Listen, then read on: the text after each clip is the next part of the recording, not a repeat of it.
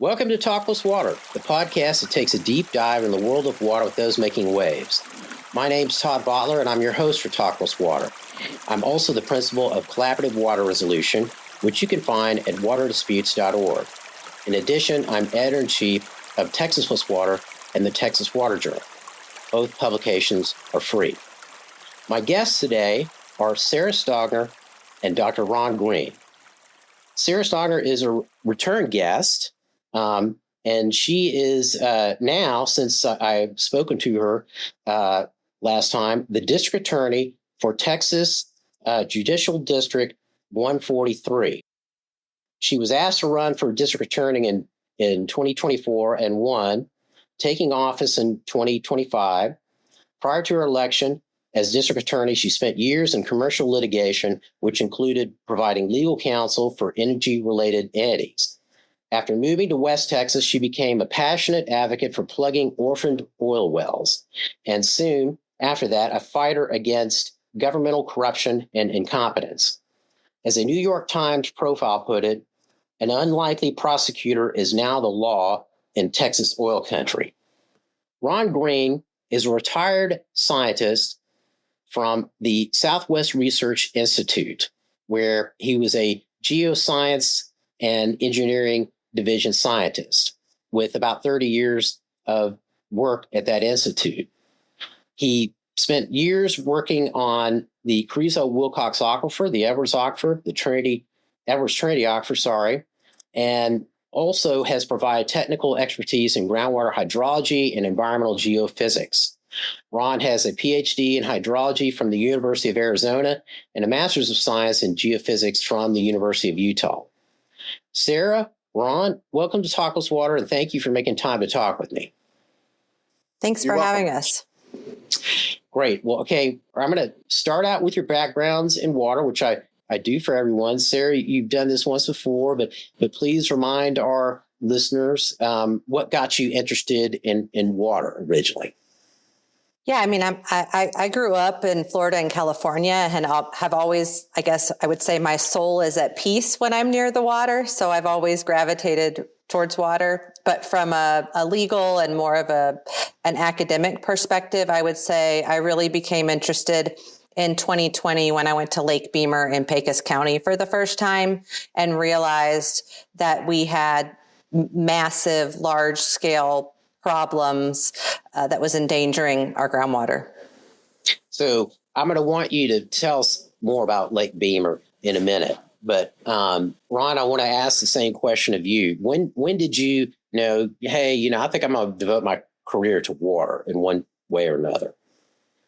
Yeah, so I was a young engineer out of the University of Michigan, and I went in the Peace Corps into Cameroon, West Africa for 2.5 years, working on rural water supply. And so I returned to the States, retooled, and went to school for probably a little bit too long.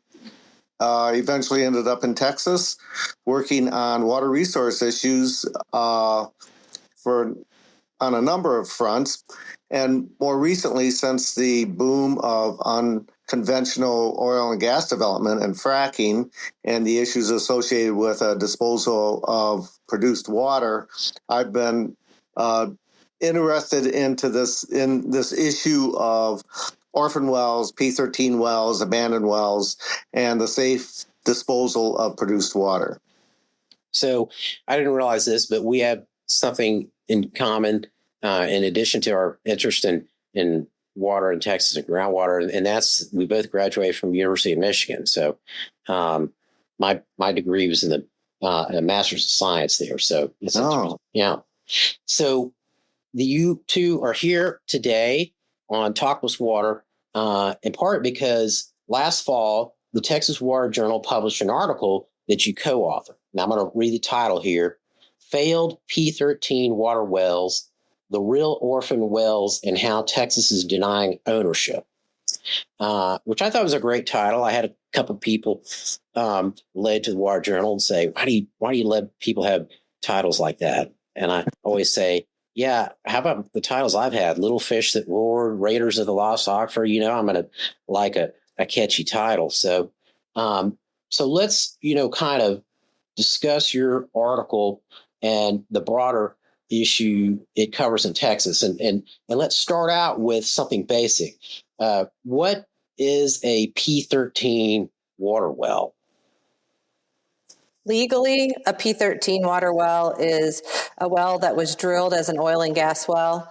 And once that well has either proven to not be productive of oil and gas, or after its useful life as an oil and gas well is over, the oil and gas operator plugs the deeper depths, and then that well is converted into a water supply well. And it's simply a P13 form is a one-page form that the Railroad Commission, the oil and gas operator, and the surface owner sign off on, essentially effectuating that agreement. And so that's a distinction that I wasn't aware of. So it's a oil and gas well that had been converted at the end of its useful life for oil and gas to a water supply well. Ron, you want to add anything? Well, it's a convenient mechanism for both parties, the oil and gas operator and the landowner, because the oil and gas operator gets off the hook for plugging and abandoning the entire well by simply putting a plug at the base of the aquifer. The landowner, in turn, benefits because they get a essentially free well that's now a water well for their purposes.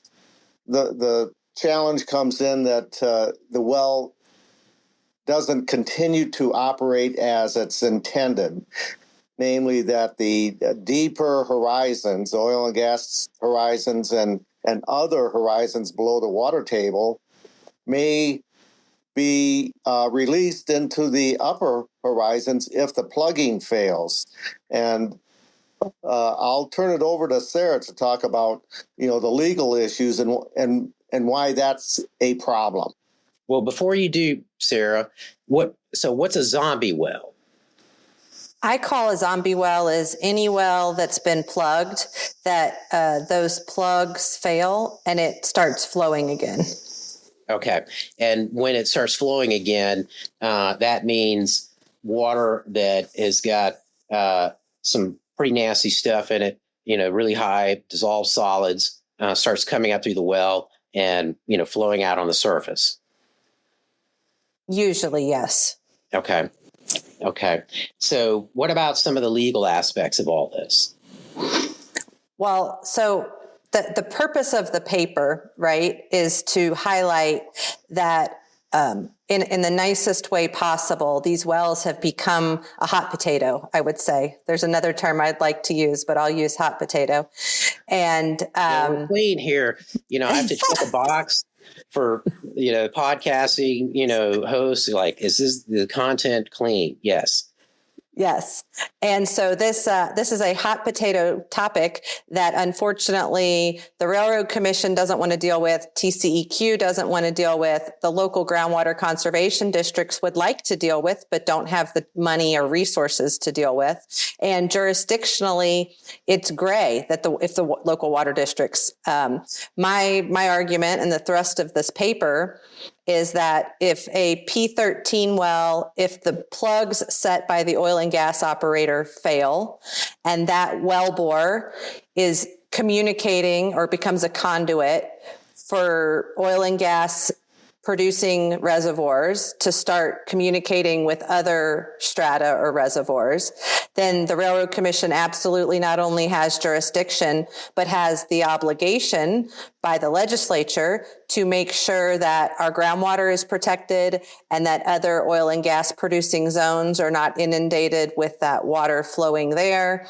And in practicality, there's dozens of these wells flowing to surface right now today in Pecos County and across the state in other locations. But Pecos County has really become kind of ground zero for this problem. So it sounds like what prompted you both to write this paper is that the jurisdiction for these problematic wells it's a hot potato, right? Nobody wants it. except maybe the groundwater districts, but they don't have the authority or the money to spend plugging them. Am I close there? Yeah. So at the time the P13 takes effect, the Railroad Commission washes its hands of its jurisdiction and says it's no longer our responsibility. And that's fine as long as the well operates as designed, that the plug is working like it's supposed to, protecting the groundwater resources from any contamination at depth. What happens if that plug fails? And that's what we're dealing with. And with the poster child P13 well, which is Lake Beamer, a well that was put in place maybe 80 years ago and plugged and converted from an oil well to a water well, worked just like it was planned. The landowner had access to a water well. Somewhere around 2000, though, that plug failed and water started flowing from depth to the surface, and it's created a 60-acre lake of highly toxic, highly saline water with a lot of contaminants in it. So now that well is the real orphan because no one will take responsibility for its failure, that it continues to contaminate the environment. And so I imagine the lake that you're talking about, Beamer, is that right? So 60 acres of surface water in West Texas, I'll bet that attracts a lot of migratory birds. It is definitely an attractive nuisance for the birds. And I'll say that my understanding is that actually the source water is not too bad. It's San Andreas water, but because it's got 1,000 feet of Salado salt formation on the way up, it's dissolved. It's outside of the casing and it's been dissolving that Salado salt formation, which has caused subsidence. So in addition to, you've got now 10.2 pound brine essentially flowing to surface. It has H2S in it. And now you've got this 60 to 70 acre lake that, everyone wants to argue about what are we going to do? How are we going to plug this well? And I've been trying to raise the flags of like, guys, we don't necessarily want to try to plug this because that pressure is going to find a way. Right. So instead of trying to plug these wells, what I think we should be doing is trying to re-enter them, gain control of them, and then direct that source water, which isn't going to be fully saturated brine, away from that salt and moving it in a place that, that we can put it back to beneficial use, not necessarily want to be watering tomatoes that we're going to eat with it. Right. But we could be powering data centers. We could be all the other things that we need to be using water for. And I'm really on a mission to try to get Texas off of our groundwater for anything other than human consumption, because I just don't think we have enough of it. Any sense of how much it would cost to do that? For example, with the well that we're discussing here, the Lake Beamer well?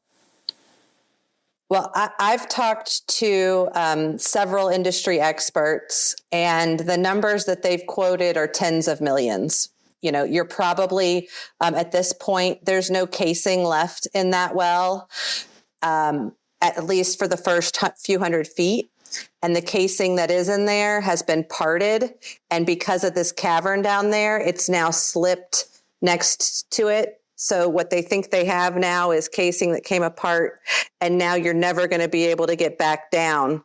And so they're going to have to intercept, and you're probably going to need multiple intercept wells.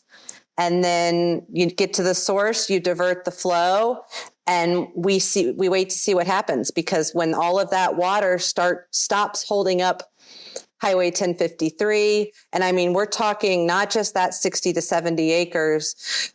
There's hydrogeologists that have looked at it and they've run seismic, and there's a sinkhole across the street from 1053. There's a couple other wells flowing that all are connected and communicating subsurface. And so as soon as that pressure is diverted, we're looking at potential sinkholes. We're looking, I think tens of millions of dollars is probably on the low end if we're being intellectually honest. So, Ron, I'm interested. Do we know? I mean, how many wells like this might exist in Texas, or even just West Texas?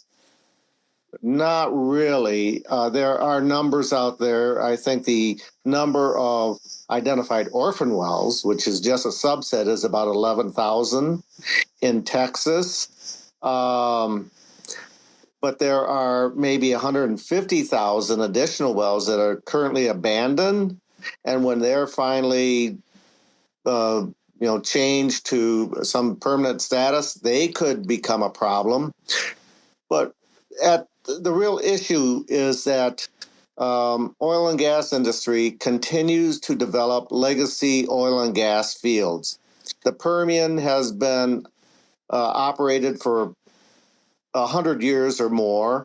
So you have these legacy wells in. And as Sarah was describing, these wells have degraded. The casings were never designed or intended to last forever. The cements used to protect the casing and to protect the well were never designed or put in place to last forever. And so what we're seeing now that these wells are getting old and become legacy wells, they're starting to fail across this area. And what that has done, it has compromised the confining layers that are out there, the naturally occurring layers of geologic formations that have kept the produced waters where they're supposed to be. Those confining layers are now compromised. They're more like Swiss cheese than they are a confining layer. And so the other half of this equation is that with the continued development of oil and gas activities in this area, there is considerable produced water being injected into the ground. Now, the produced water is the water that comes up with oil and gas that's separated from the oil and gas, and so the hydrocarbon can be used. They have to do something with this produced water. So in this area, there can be several barrels of produced water for every barrel of oil and gas. And the way that they're disposing of this in West Texas is by injection into deeper wells. And so if they continue this injection, they encounter a couple problems. If they inject it deep, they start inducing earthquakes, and there's a lot of earthquakes out there. And if they inject it in a shallow horizon, they start running into these failed oil and gas wells, these legacy wells, so the pressurized fluid comes to the surface. Now, Sarah was describing the poster child, which is Lake Beamer, which is at the surface, where this produced water comes all the way to the surface. And we know that's a problem. Perhaps what's a bigger problem is if this breakout water from depth only comes up as far as the aquifer and starts flowing into a freshwater aquifer, you're contaminating that groundwater resource probably for a very, very long time, if not forever. And you don't know it. You will not know it until that produced water encounters an existing well or you put in a new water well and hit it. So it's a really big problem. And right now, with all the produced water that they're disposing by injection, this problem's not going away anytime soon with all those legacy wells in there. I went off on a bit of a tangent, but there are hundreds of thousands of wells out there. So it's not just the orphan wells. It's not just the abandoned wells. It's these zombie wells that come back to life. And that's, I think, why Sarah named them that. And then there are unknown wells. A lot of the work that Sarah and her colleagues have been doing out in this area, they uncover a problem and they encounter a well that's not in the records until maybe sometimes additional research finds the source of that well, but oftentimes they don't. So there are many wells out there that are unidentified, and we don't know where they are or their condition. So I want to come back to that point here in a second.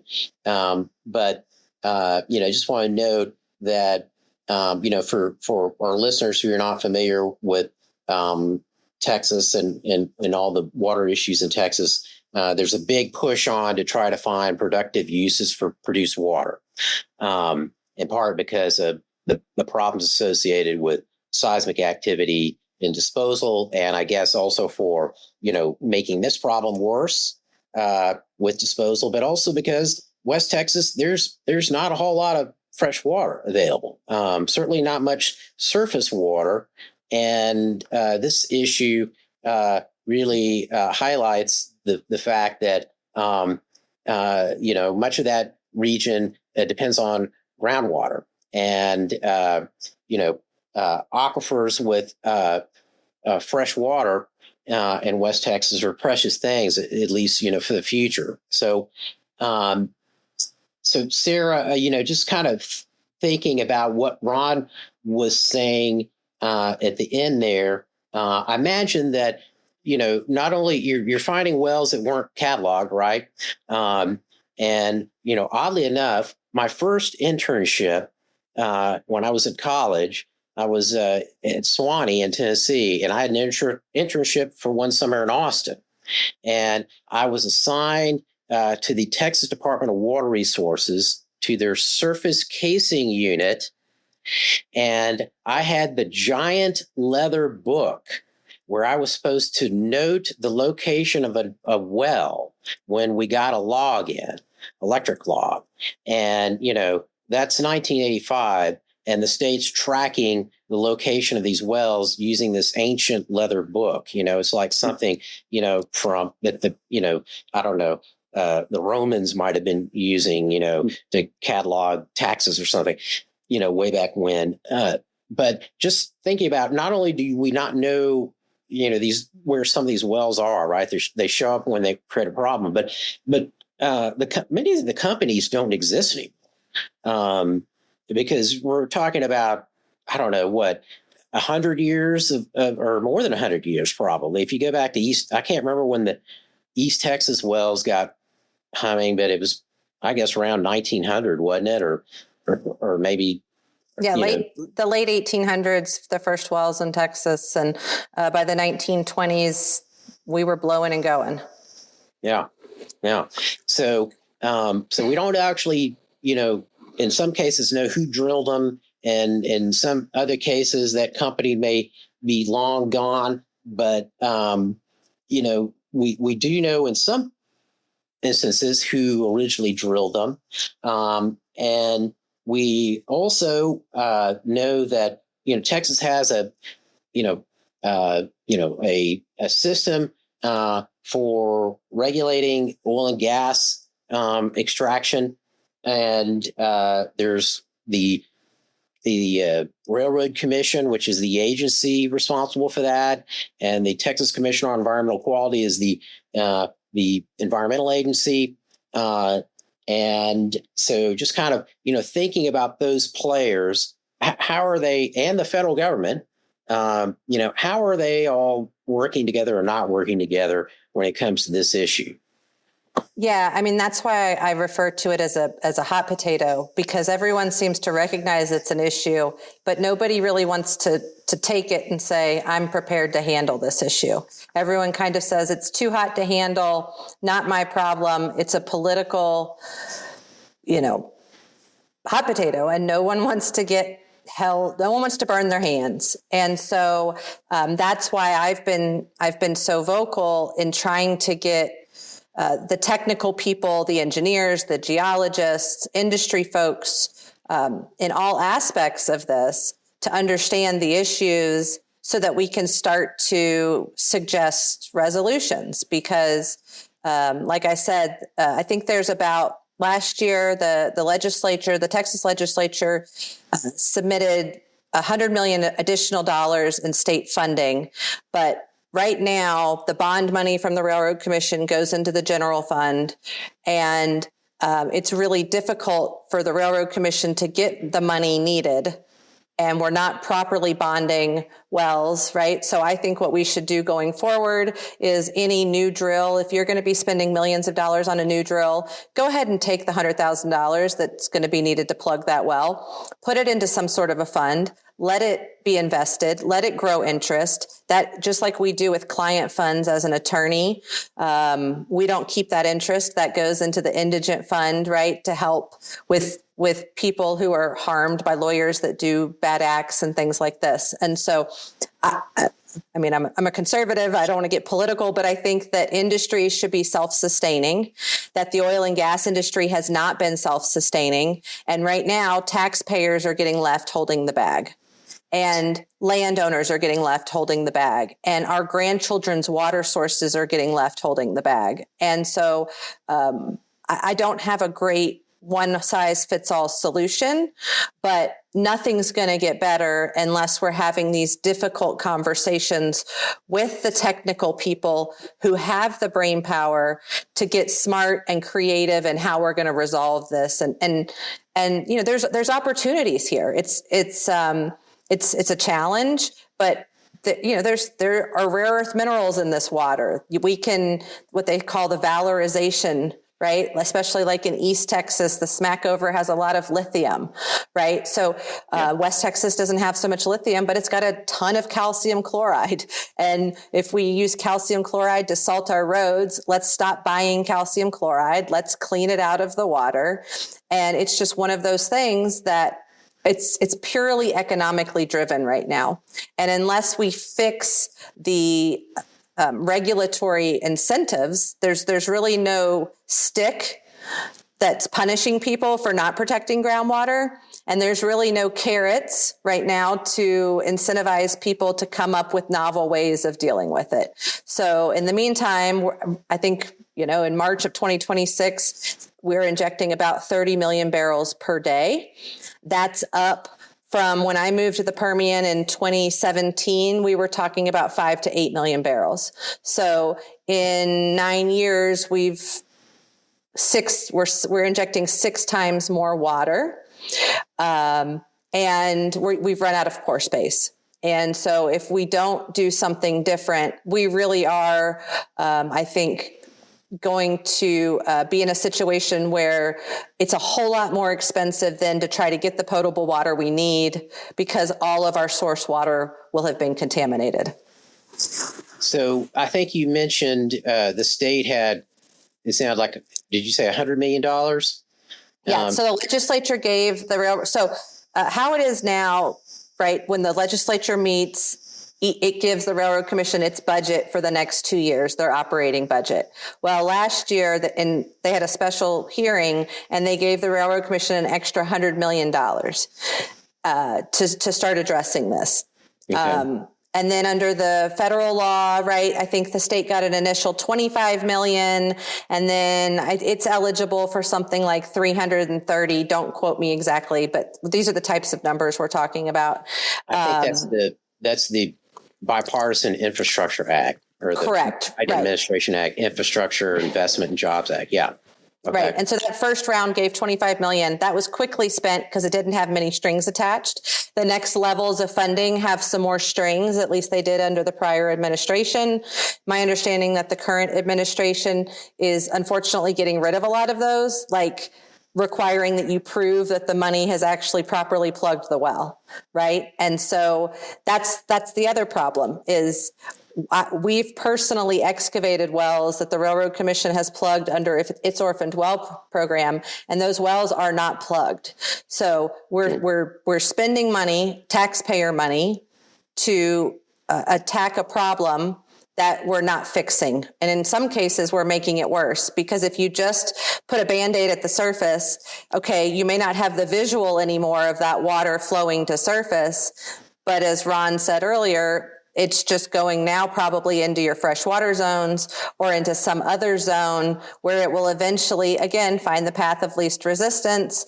And because it's heavier, my understanding is that it tends to sit at the bottom of that reservoir. So if you've got a freshwater aquifer and you've drilled your well into the top of that freshwater aquifer, by the time you're detecting salt water in that freshwater aquifer, it's pulled up that nasty stuff from the bottom, and you've now, you're destroying your entire aquifer. I can't imagine what the pump and treat would look like, right? If we're having to pump and treat all of our major aquifers, and right. And that's at least in the Permian Basin, that's what we're seeing. So, going back to the money that's been allocated by the state and the federal government, do we have any idea about how many of these wells are being remediated annually? I don't think any are being remediated. I think they're plugging at them, like I said. But when I think of remediation, right, I think of, well, one, you have to stop the source. So first step is we have to plug the well. And then once we've properly plugged the well, we should be drilling monitoring wells into each of the aquifers nearby to see if they have impact. And then once we've delineated, then we can actually start to remediate. And I don't think they're doing any delineation or remediation. They're using all of that money right now, to my knowledge, to try to plug these wells. And just kind of thinking about the current drilling that's going on, Ron, I'm just curious that are new technologies, new materials, new practices changing the outlook for this, with wells that are being drilled today as opposed to the ones that were drilled 100 years ago, or is it pretty much the same as we were doing back then? No, all the technology has improved. That's in the materials used, the concrete, the cements, the casing, and the methodologies. They've all improved. But current wells are much deeper than those early wells, number one. And the problem, as Sarah was just discussing, remains the existing legacy wells. So even if you put new wells in and you're pressurized in the subsurface, you're going to find that path of least resistance wherever it is. And it's those hundreds of thousands of existing wells out there. Some are known, some are not known. And if they're competent now, in 10 years or 20 years, they may not be competent. So this is not a problem that's going to go away on its own, even if you start employing better practices, using better methods and materials, because the problem's there, and you're exacerbating the problem when you're injecting maybe 500,000 or 1 million acre feet of produced water into this area with legacy well fields. That's going to continue. So, Sarah, I know that you live in the region we're discussing in West Texas in the Permian, and you are an elected, not representative, but district attorney. I'm just curious, what do you hear from your constituents? I know a lot of the folks who work in oil and gas, live there, right? What are their, fears or concerns? What do you hear in terms of feedback on this issue? Is it high on people's list of concerns about the future of their region, or are they just kind of whistling past the graveyard, or what's going on? Yeah, I think in general, everyone in Texas over the past couple of years has become more acutely aware of the water crisis that I think we're already in.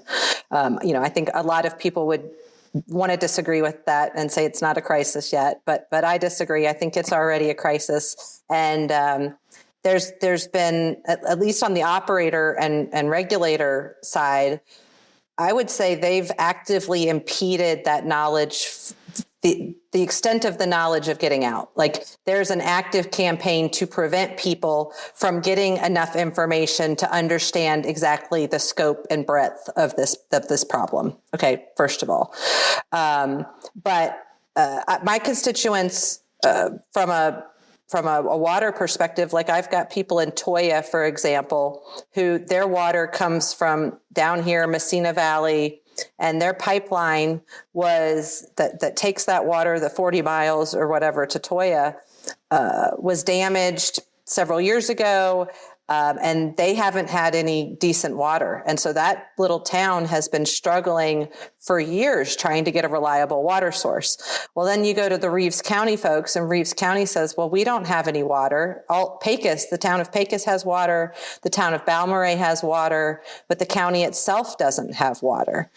And you go to the Water Development Board folks, and they're limited to what they can do based on the water available and the people that are requesting use. But the water board is very concerned about the quality of water. And so I think people that are dealing with it on a daily basis are very acutely aware. But I think there's a general feeling of people are overwhelmed. They don't want to damage the oil and gas industry. That still provides the livelihood for most people out here. And there hasn't been elected leaders that have stepped up and said, I'm really prepared to take this hot potato, cut it up, put some sour cream on it, find the bacon bits, and make this into something that we can eat and deal with, right? I mean, and so I think there's, just like in other areas of they're worried about the economy. They're worried about, their healthcare. And everyone, unfortunately, for years out here has grown accustomed to buying bottled water, right? If you go to a Sam's Club or the grocery store on any given day and you look in people's carts, everyone is buying water. Everyone has, a water cooler with RO water in it. And unfortunately, people, I think a few decades ago, at least out here, decided, okay, well, we'll get our water bottled, right? But as the data centers are coming in, as other users of this water, there is very much people are concerned about where's our drinking water come from. Like aquifers are going to run dry, and we don't have a long-term plan. And I don't think we've been accurately updating our available water models to take into account any of this contamination, right? We've been talking about the cotton use in the Ogallala, and we've been talking, right? Like, what are we going to do about Marvin Nichols and Dallas is running out of water? But until we get people that start saying, okay, we got to stop using potable water to water our lawns. We got to stop using potable water to drill wells. We got to stop using potable water to develop data centers.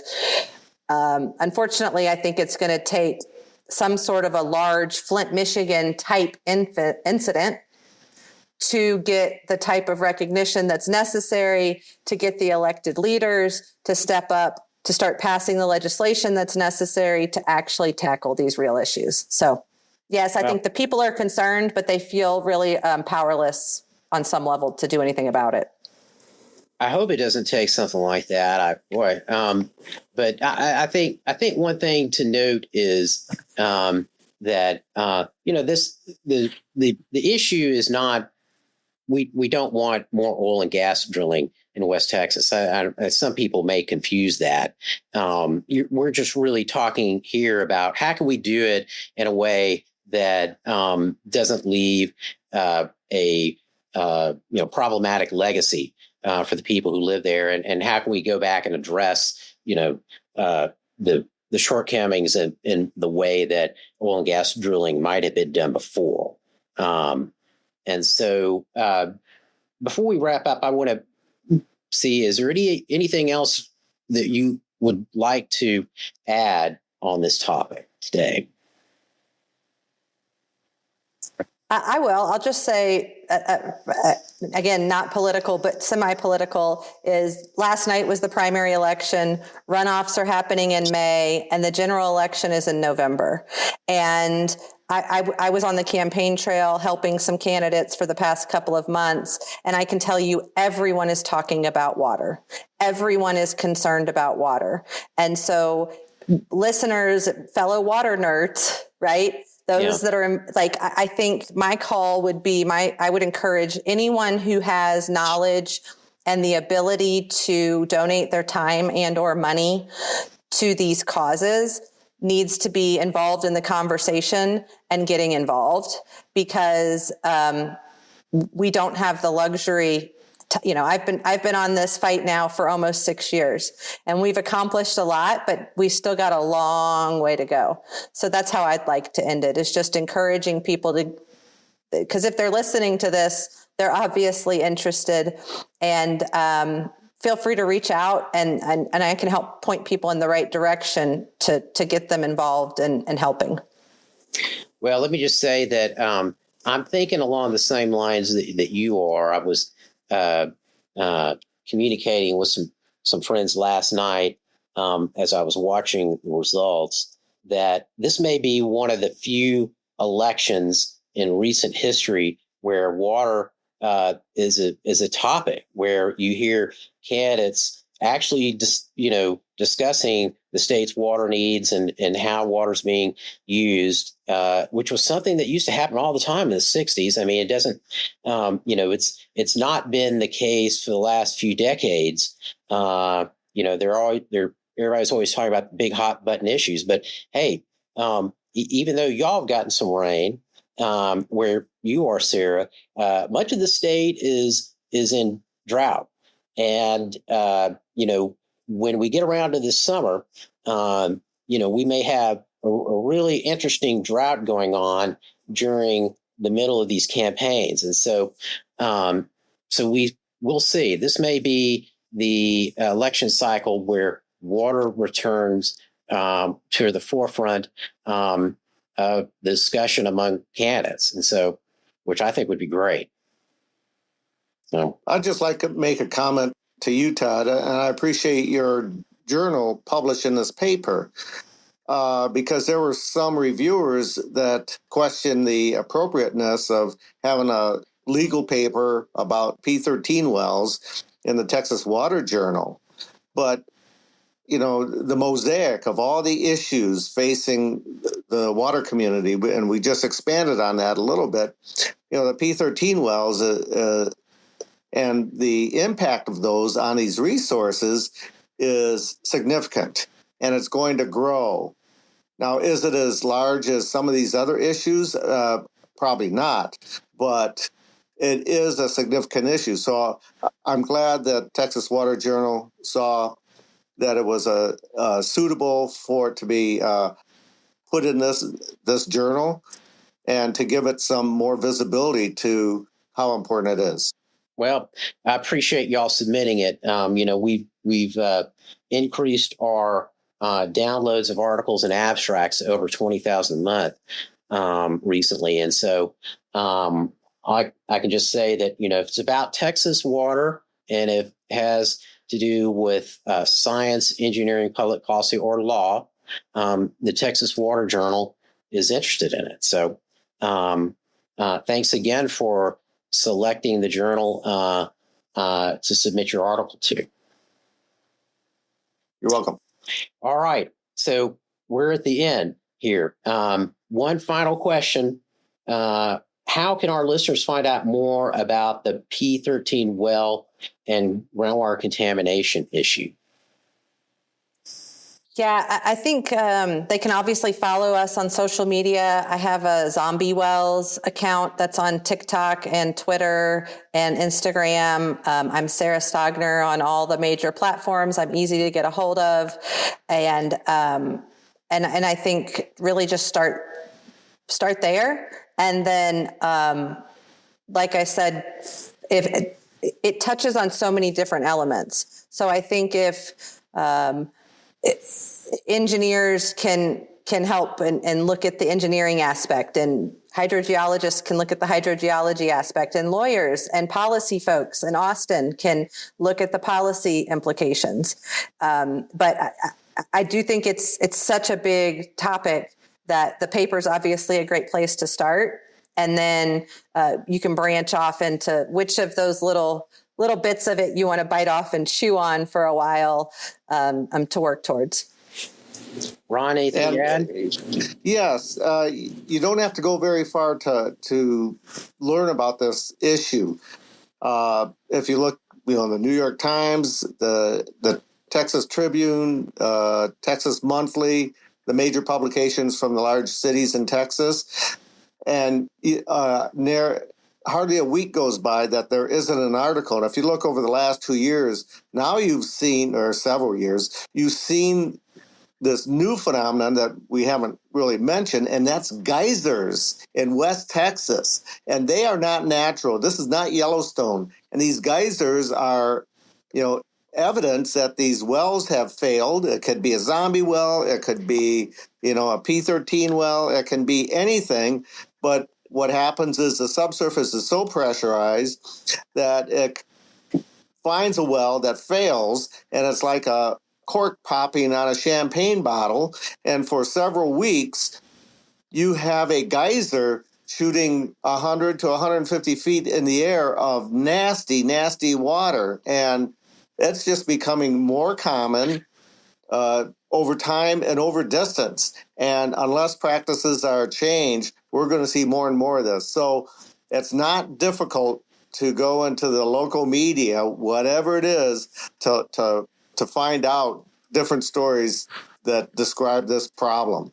Yeah, and there's that SMU study that came out, Todd, and if you need a link to that, we could probably put it in the show notes. That includes the INSAR data, where we can show the changes in the elevation, and literally the ground will raise, and then one of these surface broaches will occur. It'll create a geyser, and then the ground will subside again. So we could get on top of this. The data is out there, right? And I'm hopeful that with AI evolving as quickly as it is, in the next couple of years, we're really going to be able to dig down into the data, and then they're not going to be able to hide, because right now there's just millions of wellbores, right, with millions of pages of handwritten, antiquated notes and records that have not been prior easy to index and scan and make text recognizable, right, to extract data.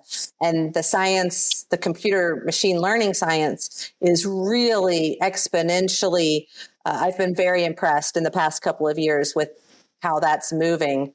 And so I do think that if folks just, it's one of those things, that phenomenon, I can't remember the term for it, but once you're like, you get a new car and then you start to see that car everywhere after you get your new car, right? So I think if now that this is a thing that people are aware of, and if they're just reading their local news, they'll start to see more of it and really be able to keep track of what's going on.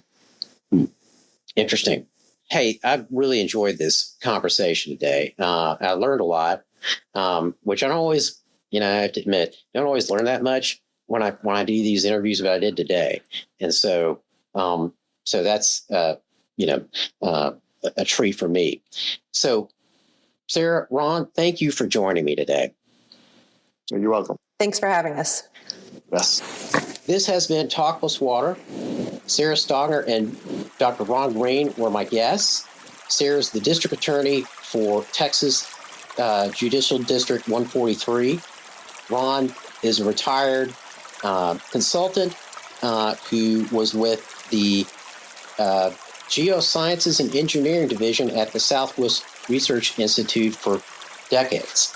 I want to thank you, the listener, for spending your valuable time on this podcast. Finally, I want to give a big thank you to Anna Jones and Sarah Wingfield at the Meadow Center for Water and the Environment at Texas State University for getting each episode of Talk Plus Water ready to flow. If you enjoyed our discussion today, please subscribe to the podcast and leave us a review to let us know how we did. This is Todd Bottler. Let's talk water again soon.